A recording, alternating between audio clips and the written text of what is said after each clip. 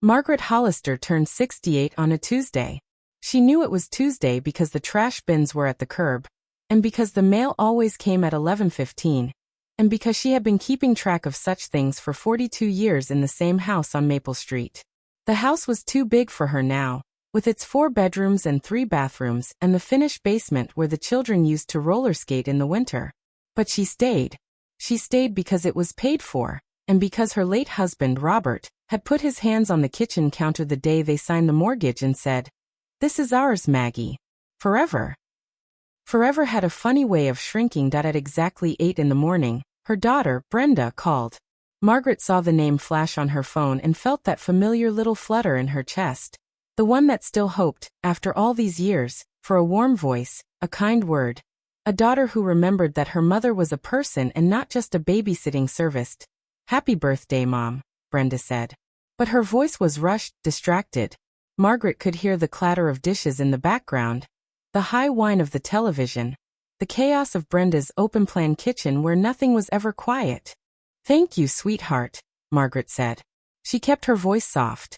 She had learned over the years that softness was the only safe volume to. "So listen, I have something exciting to tell you. I wanted to wait until today because, it's a birthday gift of sorts. Well, not for you exactly, but I know you'll be happy for us." Margaret waited. She had learned to wait. "We're taking Linda to Hawaii." Brenda's voice went up an octave. "Robert and I and the kids, we booked a whole package. 8 days. 7 nights. The resort has a spa and everything. She's been so stressed with her back problems, and the doctor said warm weather would help, and I just thought, she's done so much for us. She deserves it." Linda was Brenda's mother-in-law. Margaret had met her twice. Both times, Linda had spent the entire visit talking about her sciatica and the difficulty of finding a decent hairdresser on the mainland. "That sounds lovely," Margaret said. And she meant it in a distant, detached sort of way. She had always believed in being happy for other people.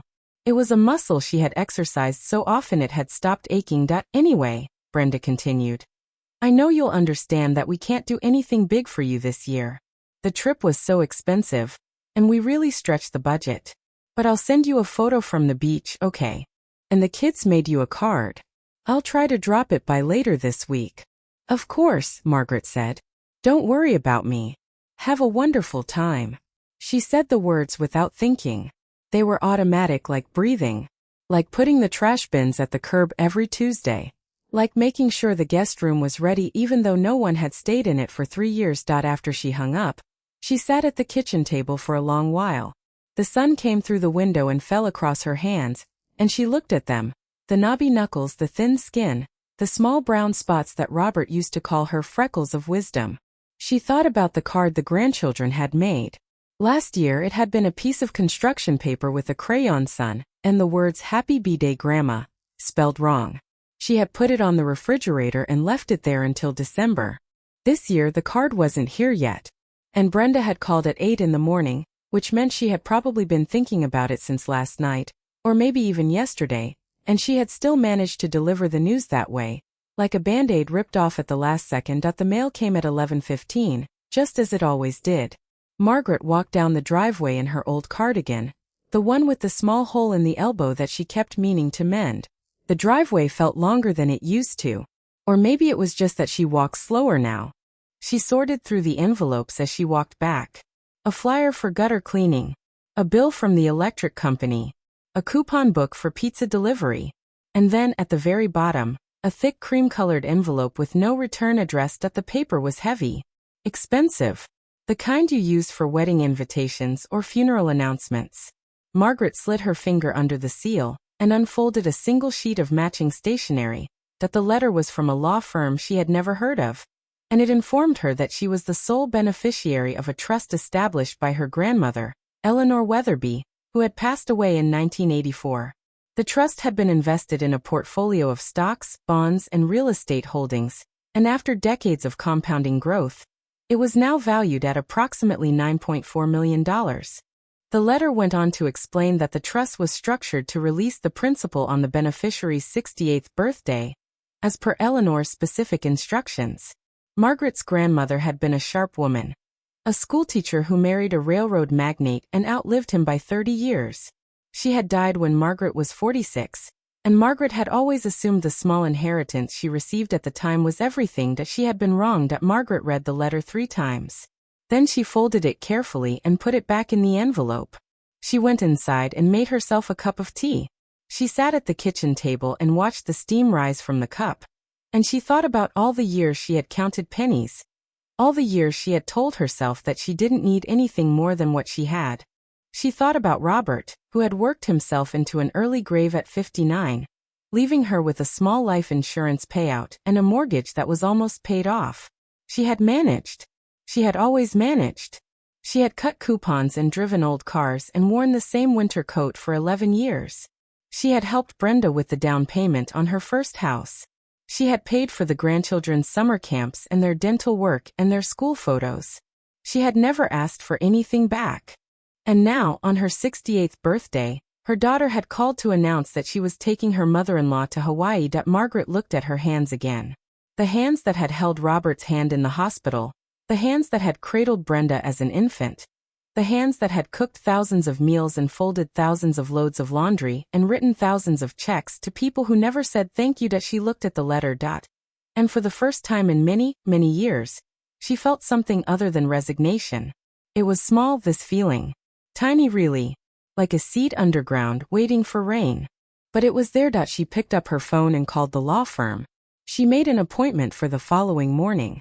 She spoke calmly and clearly, and when she hung up, she was not trembling. She was still. She was quiet. Outside, the trash bins were still at the curb. The mail had come and gone. The afternoon stretched ahead, long and empty and full of possibilities that had never existed before. Margaret stood up and walked to the calendar on the wall. She looked at the date. May 12th. Her birthday. 68 years old. She took a pen and crossed out the day. Not in anger. Just an acknowledgement. Tomorrow, she decided, would be the first day of the rest of her life. And that evening, when Brenda sent a text message with a photo of the Hawaii resort brochure, Margaret did not reply. She did not send a smiling emoji or a cheerful, "How wonderful." She did not offer to watch the dog while they were away, or water the plants or collect the mail. She turned off her phone. She made herself a simple dinner of chicken and vegetables. She ate slowly, deliberately, savoring each bite. And for the first time in 42 years, she did not wash the dishes right away. She left them in the sink. And she went to bed. The ceiling of her bedroom was the same ceiling she had looked at every night since 1981. The same cracks in the plaster. The same shadow from the tree outside. The same familiar creak of the floorboards when the house settled. But tonight, it looked different. Tonight, it looked like a canvas. And Margaret smiled. A small, quiet smile. And she closed her eyes and dreamed of blue water and warm sand and a horizon that stretched on forever. She did not think about Brenda. She did not think about Linda. She thought about her grandmother Eleanor, who had been sharp and clever and had seen something in her granddaughter that no one else had seen. "I know you, Margaret," Eleanor had said, on the last visit before she died. "You're strong. You just don't know it yet." Margaret opened her eyes and stared at the ceiling. She was beginning to know. Margaret arrived at the law firm at 9 o'clock sharp. The building was downtown. A glass tower she had driven past 100 times without ever noticing. She parked her old sedan in the visitor's lot and sat for a moment, gripping the steering wheel. The leather was cracked and warm from the morning sun. She had bought this car in 2008, the year after Robert died, because she needed something reliable and cheap. It had been reliable. It had been cheap. It had never once made her feel like she mattered. She took a breath and walked inside. The lobby smelled of polished marble and fresh flowers. A young woman at the front desk smiled at her with the practiced warmth of someone who smiled at everyone. Margaret gave her name, and was escorted to a conference room on the 14th floor. The room had floor-to-ceiling windows that overlooked the river, and for a moment, Margaret just stood there, looking out. She could see the bridge where she used to take Brenda on Sunday afternoons. They would feed the ducks and count the boats and pretend the city was their kingdom. Brenda was 6 then, with pigtails and a gap-toothed smile and sticky fingers that always found Margaret's hand. Mrs. Hollister, a man in a tailored suit, entered the room. He was perhaps 50, with gray-streaked hair and kind eyes. "I'm Jonathan Pierce. I've been managing your grandmother's trust for the past 20 years. They shook hands. His grip was warm and firm. Please sit down. He gestured to a leather chair. I imagine this has come as quite a surprise. Margaret sat. You could say that. Mr. Pierce opened a thick file folder and began to explain the details. Eleanor Weatherby had established the trust in 1974, when Margaret was 16 years old. The original principal had been $300,000, a sum that had seemed astronomical at the time. But Eleanor had been shrewd. She had invested in blue-chip stocks, commercial real estate, and a small portfolio of bonds that had grown steadily over 5 decades. The trust had been structured with a unique provision. The principal would remain untouched until Margaret's 68th birthday, with only the annual dividends distributed to her along the way. They were modest distributions, Mr. Pierce said, sliding a sheet of paper across the table. A few $1,000s a year on average. We assumed you knew about it since you deposited the checks. Margaret stared at the paper. She remembered the checks now, small amounts, always around tax season. She had assumed they were dividends from her grandmother's old stock portfolio, something left over from the small inheritance she had received in 1984. She had never questioned it. She had simply cashed the checks and used them to pay for Brenda's ballet lessons, or the new roof, or the orthodontist bills. She had never once thought to ask where the money came from. And the principal, she asked. Her voice was steady, but her hands were trembling slightly. She clasped them together in her lap. Mr. Pierce smiled. The principal, as of this morning's market close, stands at $9,412,633. That does not include the liquid assets in the accompanying savings account, which total roughly $400,000. Margaret felt the air leave her lungs. She counted the numbers in her head. 9,400,000. She had never held more than $1,500 in her checking account at any one time. And it's all mine, she asked. All yours, Mr. Pierce confirmed. Your grandmother was very specific. The trust dissolves on your 68th birthday. The funds are transferred to your personal accounts immediately. We'll need your banking information, but other than that, there are no restrictions. No conditions. It's simply yours. Margaret nodded slowly. She thought about Eleanor, the sharp-eyed woman who had taught her to play chess and always let her win until she was good enough to win on her own. Eleanor had died when Margaret was 46, and Margaret had been so consumed by grief that she had barely registered the legal paperwork. The inheritance check had been for $40,000. She had used it to pay off the last of Robert's medical bills. She had never looked deeper. I don't understand, Margaret said, her voice barely above a whisper. Why would she keep it a secret? Why not tell me when she was alive, Mr. Pierce leaned back in his chair. Mrs. Hollister, your grandmother was a remarkable woman. She told me, when we first met, that she wanted to protect you, not from the money itself, but from the people who would inevitably come looking for it. She said you had a generous heart, and that generosity was a gift, but it could also be a weakness if you weren't careful. She wanted you to have the money when you were old enough to understand its value, when you were old enough to say no. Margaret felt a sudden tightness in her chest. She thought about all the years she had said yes. Yes to Brenda's down payment. Yes to the grandchildren's private school tuition. Yes to the car loans and the credit card bills and the endless stream of requests that had arrived with increasing frequency as the years went by. She had said yes so many times that she had forgotten how to say no. Now, she had $9 million. And she was going to learn. The meeting lasted another 40 minutes. Mr. Pierce walked her through the transfer process, introduced her to a financial advisor named Sarah Chun, and gave her a thick binder filled with statements and projections. Margaret listened carefully, asked a few questions, and signed the necessary paperwork with a steady hand. When she walked out of the building, the sun was high overhead and the city was humming with its usual midday energy. Margaret stood on the sidewalk and looked at the people rushing past. Businessmen in expensive suits, mothers with strollers, students with backpacks. She felt invisible, the way she had always felt. An old woman in a worn cardigan, nobody worth noticing. But for the first time in her life, being invisible felt like a weapon. She drove home slowly, taking the scenic route along the river. She passed the park where Brenda had learned to ride a bike, the grocery store where she had shopped for 40 years, the little bakery where Robert used to buy her cinnamon rolls on Saturday mornings. Every corner of this city held a memory, and most of those memories were beautiful. She had been happy. She had been loved. Robert had loved her with a steady, uncomplicated devotion that had carried her through the worst of her grief. But Robert was gone now, and the people who were supposed to love her in his place had turned her into a bank. As she pulled into her driveway and sat in the car for a long moment, staring at the house. The paint was peeling on the shutters. The gutters needed cleaning. The front porch had a loose board that she kept meaning to fix. She had always meant to fix it. She had always been too busy fixing everyone else's problems that was going to change. She went inside and made herself a cup of tea. She carried it to the living room and sat in her favorite armchair, the one by the window where she could watch the street. She opened the binder from Mr. Pierce and began to read. Page after page of numbers and charts and projections. It was overwhelming, but she forced herself to focus. She had always been good with numbers. She had managed the household budget for decades, stretching pennies into dollars and dollars into survival. $9 million was just a very large budget that she was still reading when her phone buzzed.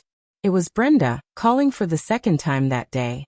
Margaret hesitated, then answered, "Mom, I've been trying to reach you all morning." Brenda's voice was tight, almost accusatory. "Did you get my text about the trip?" "I did," Margaret said calmly, "and you didn't respond. I was worried. I thought maybe something happened." "Nothing happened. I was just busy. Busy doing what you never do anything." Margaret closed her eyes. She could feel the old familiar sting. The casual dismissal that had become so routine she had stopped noticing it. But today she noticed. Today it felt different. "I had an appointment," she said simply. "What kind of appointment?"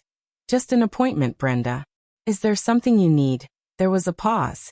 Margaret could hear the television in the background again, and the sound of one of the grandchildren screaming about something. Brenda lowered her voice, the way she always did when she was about to ask for something. "Well, actually, there is something. I know it's your birthday and everything, but we're leaving for Hawaii in 2 weeks and I realize we never booked the pet sitter for the dog. And the neighbors are going to be out of town, and I just thought." "No." The word came out before Margaret could stop it. It was quiet, but it was firm. She heard Brenda's sharp intake of breath. "Excuse me. I said no. I can't watch the dog." "Mom, it's just a small dog. You barely have to do anything. Just let him out in the yard and feed him twice a day.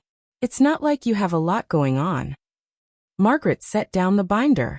She looked at her hands again. The hands that had cradled a baby.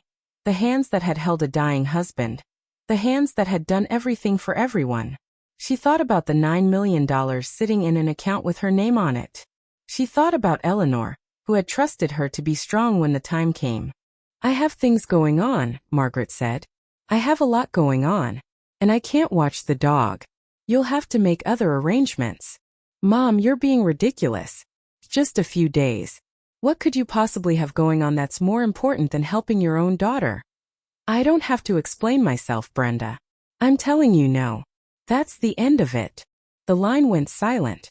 Margaret could almost hear Brenda's brain working, trying to process the word she had never heard her mother say. "Fine," Brenda said finally, her voice cold. "I'll figure something out. But I have to say this is really disappointing. On my mother-in-law's trip, no less." "Your mother-in-law has a husband who can watch the dog," Margaret said. "Or a son. Or a friend. I'm not the only option." "You're the cheapest option," Brenda muttered, and then she must have realized what she'd said because she quickly added, "I didn't mean that." "Yes, you did," Margaret said. "But that's okay. I understand." She didn't say goodbye. She simply ended the call and set the phone face down on the table. Her heart was pounding, but she was not afraid. She was angry. Quietly, deeply angry. The kind of anger that had been building for years, layer upon layer, like sediment at the bottom of a river. She looked at the binder again. The numbers were still there. The money was still there. She had said no for the first time in 40 years, and the world had not ended. She stood up and walked to the kitchen. She opened the drawer where she kept the old checkbooks, the ones from the joint account she had shared with Robert. She found the checkbook for her personal account. The balance was just under $1,200. She closed the drawer. Tomorrow she would go to the bank. She would open a new account separate from everything. She would transfer the trust money and start making decisions. Big decisions. Life-changing decisions. But tonight, she would sit in her armchair and drink her tea and think about Eleanor. Eleanor, who had known. Eleanor, who had watched from wherever she was, waiting for her granddaughter to finally wake up. Margaret smiled. She was awake now. And she was done being the cheapest option. The bank opened at 9. And Margaret was waiting at the door at 8:45.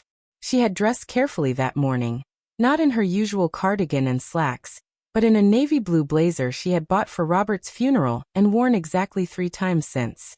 She had pinned her silver hair back with a simple clip and put on a pair of pearl earrings that had belonged to her mother. She looked like someone who belonged in a bank, even if she didn't feel like it. The branch manager, a young woman named Diane, greeted her with professional warmth and led her to a private office.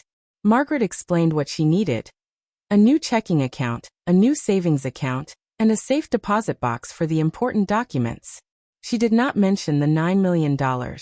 She simply transferred a modest amount from her existing account to get started.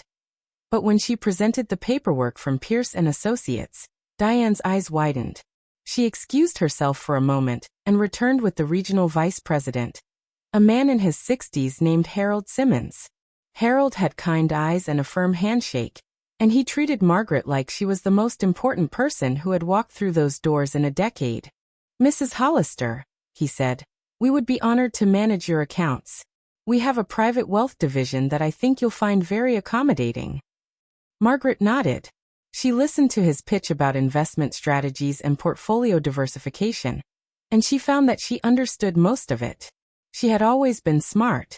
She had simply let other people make her feel small. By the time she left the bank, she had a new checking account with a balance of $50,000, enough to live on for years, if she was careful, and a savings account that held the rest. She had also secured a meeting with the wealth management team for the following week. She drove home with the windows down and the radio playing an oldies station. The wind blew through her hair, and for a moment, she felt almost young again. Not the youth of 20 or 30, but the youth of possibility. The youth of a future that was not already written. When she pulled into her driveway, she saw a familiar car parked on the street. It was Brenda's minivan, the one Margaret had helped pay for 3 years ago. The back was full of sports equipment and grocery bags, and the general chaos of a busy family. Margaret took a breath and got out of her car. Brenda was waiting on the front porch, arms crossed, face tight with barely concealed irritation. She was wearing yoga pants and a designer sweatshirt, and her hair was pulled back in a messy bun that probably cost more than Margaret's weekly grocery budget. "Mom, we need to talk." Margaret unlocked the front door and stepped inside. Brenda followed, her heels clicking on the hardwood floor. Margaret walked to the kitchen and put the kettle on. She was not going to have this conversation standing up. "I'm sorry about yesterday," Brenda said, but her voice was not sorry. It was aggrieved, the way a child sounds when they've been told no for the first time. "I was just stressed. The trip planning is a lot, and I didn't mean to snap at you. But you have to understand how important this is to me.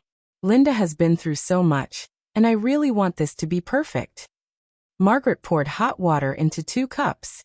She added a tea bag to each and carried them to the table. She sat down and gestured for Brenda to do the same. "Tell me about Linda," Margaret said calmly. Brenda blinked. "What? Tell me about Linda. What exactly has she been through?" Brenda hesitated.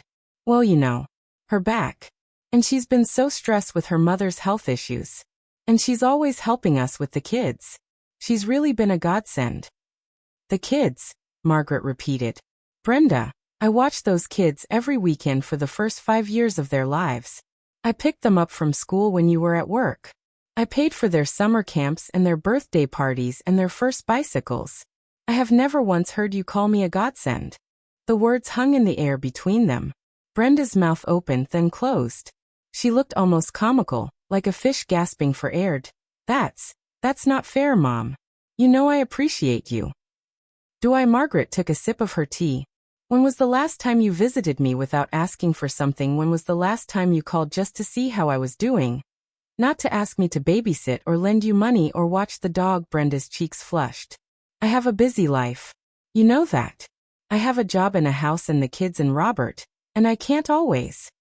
You called me on my birthday to tell me you were taking your mother-in-law to Hawaii, Margaret interrupted. Not to wish me a happy birthday. Not to ask how I was. You called to tell me that you were spending thousands of dollars on someone else's vacation, and that I should understand why you couldn't do anything for me. That's not fair. Brenda's voice was rising. You always say you don't want anything. You always say you're fine. I thought you would be happy for us. I am happy for you, Margaret said quietly. I'm always happy for you. But I'm not fine, Brenda. I have not been fine for a very long time. And I'm tired of pretending. Brenda stared at her mother. For a moment, something flickered in her eyes, something that might have been guilt or shame, or just the uncomfortable recognition of a truth she had been ignoring for years. Mom, if you're upset about the trip, I don't know. Maybe we can do something together when we get back. Just the two of us. A spa day or something. Margaret smiled. It was a small, sad smile. You don't have to do that, sweetheart. I don't need a spa day. I don't need you to pretend to care about me because you feel guilty. What I need is for you to understand that I am not going to be your backup plan anymore. I am not going to be the person you call when you need something, and ignore the rest of the time. Brenda's face hardened. What are you saying, that you're cutting me off? Is that it? I'm saying that I'm going to take care of myself for a change. I'm saying that I'm not going to watch the dog, and I'm not going to lend you money, and I'm not going to drop everything every time you have a problem. I'm saying that I deserve to be treated like a person, not a convenience. Brenda stood up abruptly. Her chair scraped against the floor. I don't know who you are right now, but I don't like it. You're being selfish, Mom. You're being cold. Grandma Eleanor would be so disappointed in you. The name hit Margaret like a physical blow. She felt it in her chest, a sharp ache that radiated outward. But instead of crumbling, she straightened her spine. Actually, she said quietly, Grandma Eleanor is the one who taught me to stand up for myself. She's the one who told me to be strong. And I think she would be very proud of me right now. Brenda stared at her. Then she grabbed her purse and stormed toward the front door. She paused at the threshold and turned back. Fine, she said. If that's how you want it, fine. But don't expect me to call you again. And don't expect to see the kids.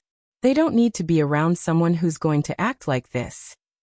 The door slammed behind her. Margaret sat at the kitchen table, her tea growing cold in front of her. She stared at the closed door for a long moment. She felt hollow, the way you feel after a bad storm when the adrenaline finally fades. But underneath the hollowness, there was something else. Something small and stubborn and unshakable. That she had done it. She had finally said everything she had been holding back for years. She had been honest, and she had been firm, and she had not apologized for any of it. She took a deep breath and stood up. She walked to the calendar on the wall and looked at the date. May 14th. 2 days since her birthday. 2 days since everything had changed. She picked up a pen and wrote in the square for today. First day of being selfish. She looked at the words and smiled. It was not a happy smile, not exactly. But it was a satisfied one. A smile that said she had taken the first step, and she was not going back. That afternoon, she went for a walk. She walked through the neighborhood she had lived in for 42 years, past the houses she had seen built and renovated and sold and bought again. She walked past the park where she used to push Brenda on the swings, and past the school where Brenda had learned to read, and past the little church where she and Robert had been married. She looked at the old oak tree at the corner of Maple and Elm. She had walked past that tree 1,000 times, but she had never really seen it. Today she stopped. She looked at its massive branches, its deep roots, its bark scarred by decades of weather and growth. The tree had been here long before she arrived. It would be here long after she was gone. That she felt a strange kinship with it. She had been standing in the same spot for decades, weathering storms and seasons, taking root in a place that had become her whole world. But trees could grow. They could spread their roots and reach for the sun. They could get stronger with age. So could she. She walked home and called Sarah Chun, the financial advisor from Pierce & Associates. She scheduled a meeting for the following morning. She had decisions to make, big ones, and she needed professional guidance. Then she went to the computer in the spare bedroom, the one that still had a dial-up connection because she had never bothered to upgrade, and she looked up real estate listings in the area. Not in Maple Street. Not anywhere she knew. She looked at properties by the water. Small cottages on the coast, with windows that faced the ocean and rooms that were designed for quiet, not for company. She had always wanted to live by the sea. Robert had always promised to take her, but they had never found the time. There had always been bills to pay and family to care for, and a million reasons to wait. She was done waiting. She printed out a handful of listings and marked them with a yellow highlighter. She would visit them next week, after the meeting with Sarah. She would find a place that was hers, completely and utterly hers, where she could wake up every morning and watch the sun rise over the water. That she would not tell Brenda, that she would not tell anyone, that she would simply go. And when Brenda finally came looking for her, with her hand out and her voice full of practiced need, Margaret would be long gone. She would be in a house by the ocean, with salt air in her lungs and a checkbook in her hand and no one else's problems to solve. She smiled at the thought. Then she went to bed. The ceiling was the same ceiling. The cracks were the same cracks. But Margaret was not the same woman who had looked up at it 2 nights ago. That woman had been tired and small and full of resignation. This woman was awake. This woman was planning. This woman was taking back everything she had given away. That she closed her eyes. That she dreamed of waves. That she dreamed of a horizon that stretched forever. And she dreamed of the look on Brenda's face when she realized her mother was no longer a convenience. 2 weeks passed. 2 weeks of silence. 2 weeks of Margaret waking up every morning with a new sense of purpose. A new lightness in her chest that she had not felt since before Robert died. She met with Sarah Chun 3 times, reviewing investment options and tax strategies and long-term financial plans. She visited 5 coastal properties and fell in love with the last one. A small cottage on a bluff overlooking the Pacific, with weathered gray shingles and a wraparound porch and a kitchen window that faced the ocean. She made an offer. It was accepted within 24 hours. She had never bought anything so quickly in her life, and the speed of it thrilled her. She was a woman of action now. A woman who made decisions and followed through. She hired movers. She packed her belongings methodically, sorting through decades of accumulated things. She donated Robert's old suits to a charity shop. She threw away boxes of old tax returns and receipts and greeting cards she had saved for no reason. She kept the photographs and the jewelry and the few pieces of furniture that held real meaning. The rest she let go. She did not tell Brenda she was moving. She did not tell anyone. She simply waited for the day when the moving truck would arrive, and she would drive away from Maple Street for the last time. But life, as Margaret was learning, had a way of interrupting even the best-laid plans. It happened on a Thursday afternoon. Margaret was in the kitchen, packing the last of the china, when she heard a car pull into the driveway. She looked out the window and saw Brenda's minivan, but this time Brenda was not alone. Robert was with her. And Linda. And the 2 grandchildren, Emily and Jacob. Margaret felt her stomach tighten. She had not seen Brenda since the argument, had not spoken to her on the phone. The silence had been a relief, but she knew it could not last forever. She wiped her hands on her apron and walked to the front door. She opened it just as Brenda was raising her hand to knock. Mom.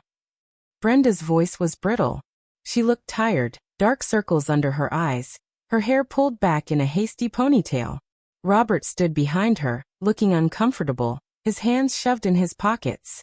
Linda was beside him, her face carefully neutral.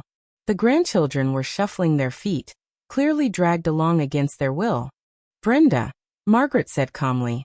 This is a surprise. We need to talk, Brenda said. Inside. Margaret stepped aside and let them in. She led them to the living room, where the furniture was still in place but the walls were bare. Boxes were stacked against every surface, labeled with Margaret's careful handwriting. Brenda looked around. Her eyes widened. What's all this, Mom? What are you doing? Packing, Margaret said simply. I'm moving. Moving? Brenda's voice shot up an octave. Moving where? Why didn't you tell me? Margaret sat down in her armchair by the window. She gestured for the others to sit, but only Linda took a seat on the sofa. Brenda remained standing, her arms crossed. Robert stood behind the sofa like a sentinel. I didn't tell you because I knew you would react this way, Margaret said. I'm moving to the coast. I bought a house near the ocean. I'm leaving next week. Brenda stared at her. Her face went through a series of expressions: shock, disbelief, and then something that looked almost like panic. You can't do that, she said. You can't just pick up and leave. This is your home. This is where you belong. This was my home, Margaret said quietly. But it's not anymore. It's been a long time since I felt like I belonged here. Linda cleared her throat. She was a thin woman with sharp features and a perpetual air of martyrdom. She had been silent until now, but Margaret could see the calculations running behind her eyes. Margaret, Linda said, her voice smooth as cream. I understand you're upset about the trip. Brenda told me about your conversation. I want you to know that I never intended to cause any friction between you and your daughter. If you feel overlooked, I'm sorry. That was never my intention. Margaret looked at Linda. She saw the practiced sympathy, the careful words, the subtle implication that Margaret was being petty and jealous. She had seen that look before on a dozen different faces, every time she had been made to feel like her feelings were an inconvenience. This isn't about the trip, Linda, Margaret said.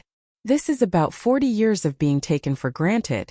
This is about a daughter who only calls when she needs something. A son-in-law who barely speaks to me. Grandchildren who see me twice a year at Christmas. This is about being invisible in my own life. Mom, that's not fair. Brenda's voice was shaking now. You don't know what it's like to have a family and a job and all the responsibilities. You've never had to. I raised you, Margaret interrupted, her voice rising for the first time. I raised you alone after your father died. I worked 2 jobs to pay for your braces and your college tuition and your wedding. I watched your children for years while you built your career. I have never once complained. I have never once asked for anything in return. And you repaid me by treating me like a servant. The room fell silent. Brenda's face was pale. Robert was looking at the floor. The grandchildren were staring at their grandmother with wide eyes, clearly unsettled. Linda broke the silence. Margaret, I think you're being a little dramatic. We all have challenges. We all make sacrifices. That's what family is. Family, Margaret repeated. Yes, family. Tell me, Linda, how often do you see your own mother? Linda's face tightened. That's not relevant. I think it is, Margaret said. I think it's very relevant. Because I know you don't visit her. I know you don't call her. I know you haven't spoken to her in months. But you expect my daughter to treat you like a queen while you treat your own mother like a stranger. Brenda's jaw dropped. How do you know that? I know a lot of things, Margaret said. I pay attention. I've always paid attention. I just never spoke up before. She stood up. She walked to the kitchen and returned with a folder. She opened it and pulled out a stack of papers. These are the records of every check I wrote to you over the past 20 years, she said, handing the stack to Brenda. The down payment on your house. The car loans. The dental work. The summer camps. The school uniforms. The piano lessons. The birthday parties. Every single one. Brenda looked at the papers, her face ashen. Mom, why are you doing this? Because I want you to understand what you've taken, Margaret said. I want you to see the numbers. I want you to see how much I gave, and how little you gave back. Linda stood up. This is absurd. You can't blame Brenda for accepting help you offered. That's what mothers do. They help their children. I know what mothers do, Margaret said. I've been a mother for 45 years. But I'm also a person. I have needs. I have feelings. And I've spent 45 years pretending I didn't. Robert finally spoke. His voice was low and hesitant. Margaret, I think we should all just take a breath. This is getting out of hand. It's already out of hand, Margaret said. It's been out of hand for years. But that's going to change. I'm done being the person everyone relies on and no one appreciates. I'm done being invisible. I'm done being the cheapest option. Brenda looked up from the papers. Tears were streaming down her face. Mom, I'm sorry. I didn't realize. I didn't think. No, you didn't, Margaret said. You never thought. But that's okay. I'm not angry. I'm just done. She walked to the front door and opened it. I think you should all go now. I have a lot of packing to do. Brenda hesitated. Mom, please. Can we talk about this? Can we work something out? Work what out? Margaret asked. There's nothing to work out. I'm leaving. That's final. Linda gathered her purse and her coat. She walked to the door, but before she stepped through, she turned to look at Margaret. Her face was a mask of controlled anger. You're making a mistake, she said. You're throwing away your family over a little trip. You're going to end up alone. Alone is better than being surrounded by people who don't see me, Margaret said quietly. I've learned that much. Linda walked out. Robert followed, pulling the children along. Brenda lingered for a moment, clutching the stack of papers to her chest. Mom, I love you, she said. I've always loved you. I know you do, Margaret said. But love isn't enough. Not when it's only words. Not when it doesn't come with action. Brenda's face crumpled. She walked out without saying another word. That Margaret closed the door. She leaned against it and closed her eyes. Her heart was pounding, and her hands were trembling, but she was not sorry. She had said what needed to be said. She had drawn the line. She walked back to the kitchen and looked at the half-packed boxes. She thought about the cottage by the sea, the waves crashing against the rocks, the salt air in her lungs. She thought about all the mornings she would wake up and watch the sun rise over the water. She thought about Brenda, standing in her living room with tears in her eyes. She thought about Linda, with her sharp words and sharper judgments. She thought about Robert, standing silent and helpless, caught between his wife and his mother-in-law. She did not feel victorious. She did not feel vengeful. She just felt free. That she picked up her phone and called the moving company. She confirmed the date.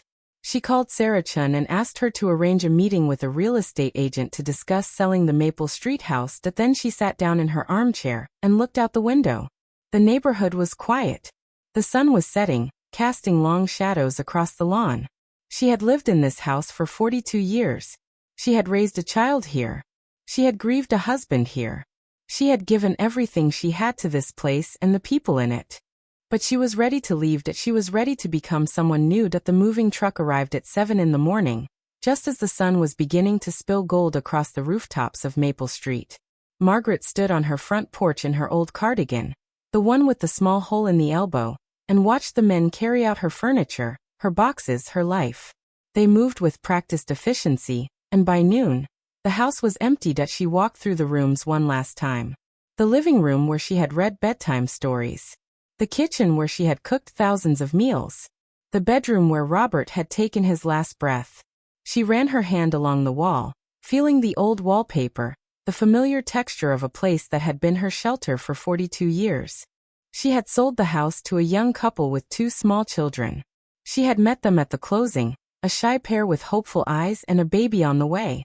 They had thanked her profusely, and she had smiled and told them that this house was full of good memories. That was true. The bad memories were not the house's fault. They were her own, carried in her heart like stones in a pocket. That she dropped the keys on the kitchen counter. She walked out the front door without looking back. That the drive to the coast took 3 hours. Margaret drove slowly, savoring the landscape as it changed from suburbs to farmland to rugged coastline.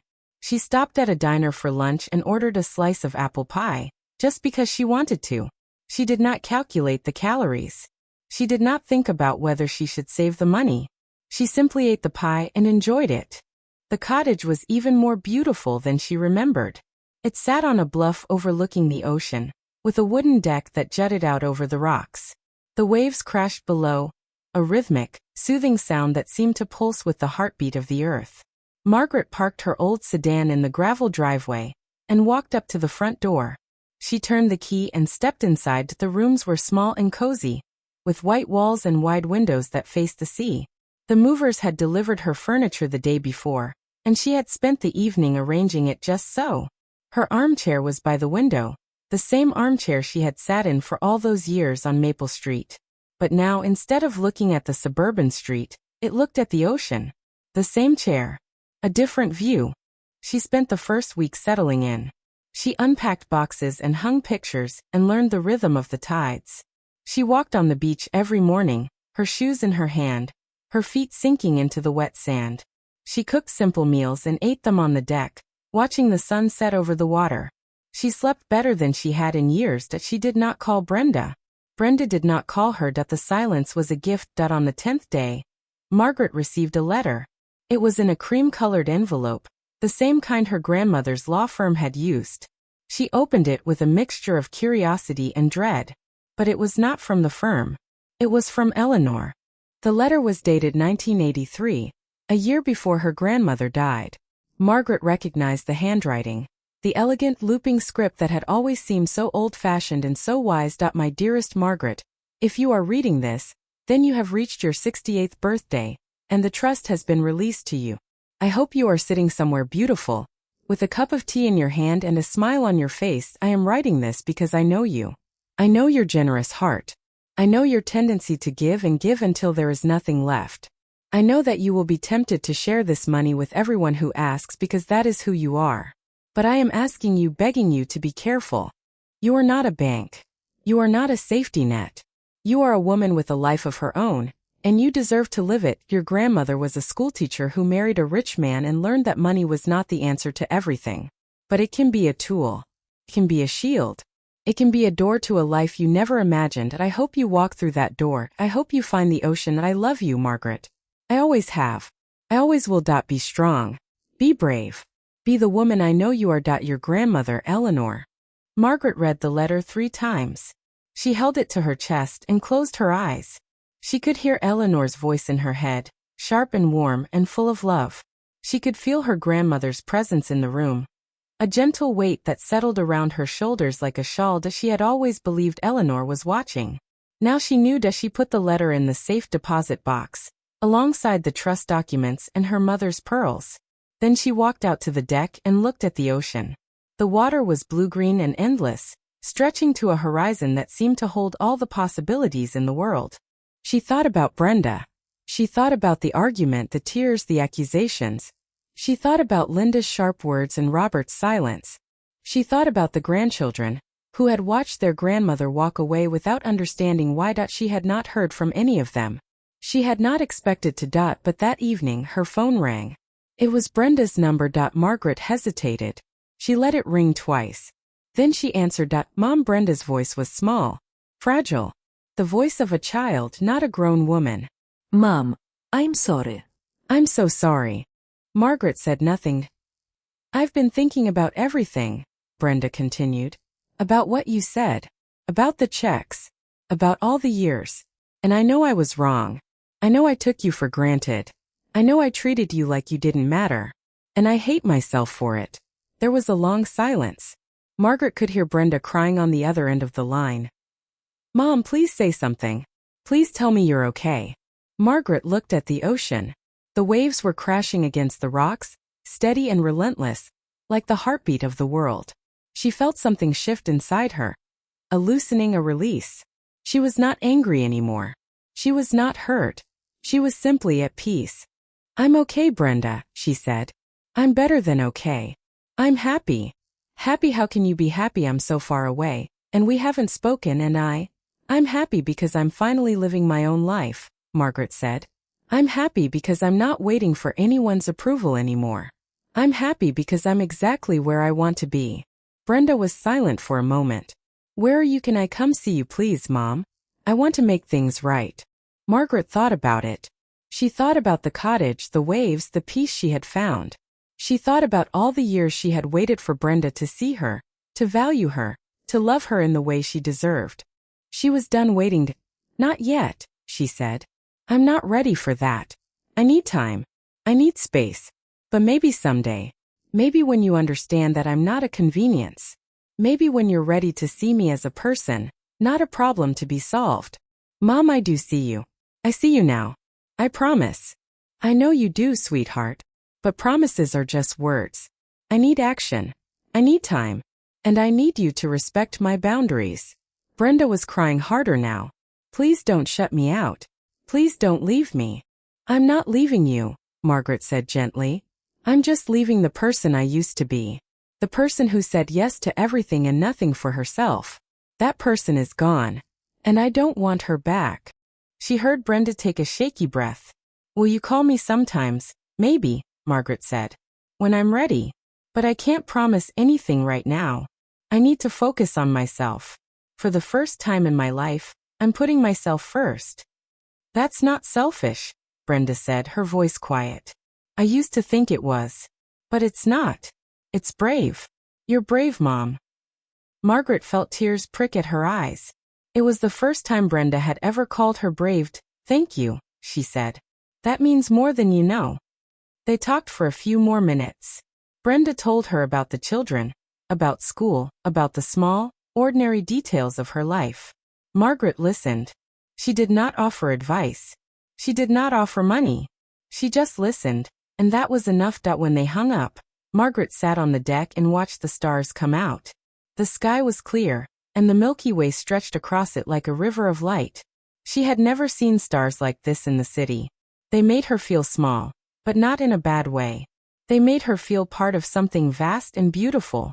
She thought about Eleanor, who had loved her enough to protect her. She thought about Robert, who had loved her enough to let her go. She thought about Brenda, who was learning, slowly, how to love her mother the way she deserved. That she was 68 years old. She was alone. She was happy that she stood up and walked to the edge of the deck. The wind was cool and salty, and she closed her eyes and let it wash over her. She thought about all the years she had spent in that house on Maple Street, waiting for a life that never came. Today, she had finally arrived. That she went inside and made herself a cup of tea. She sat in her armchair by the window, the same armchair, the same tea, the same hands that had done so much for so many people.